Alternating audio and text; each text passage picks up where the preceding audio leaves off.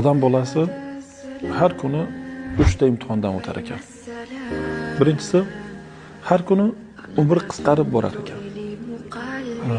Bundan ham ajoyibi, puli qisqarsa, moli qisqarsa hisob-kitob qilar ekan, lekin umri qisqarganiga hisob-kitob qilmas ekan. Vaholanki ketgan pul qaytishi mumkin, lekin ketgan umr hech qachon qaytmas ekan. Ikkinchisi, inson har kuni Alloh taolo bergan rizqini yeydi, lekin bu yegan rizqi harom bo'lsa, azob bo'ladi. Agar halol bo'lsa, hisob-kitob bo'ladi. Qiyomatda bunga qanday hisob-kitob qilinishligini parvo qilmas ekan. Yeb yotaverar ekan bu dunyoda. Haloldan yeyish kerak ekan faqat.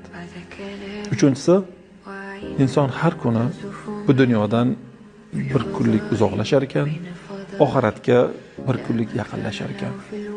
Va ketgan dunyoga hasrat qilar ekan, lekin yaqinlashayotganiga parvo qilmas ekan.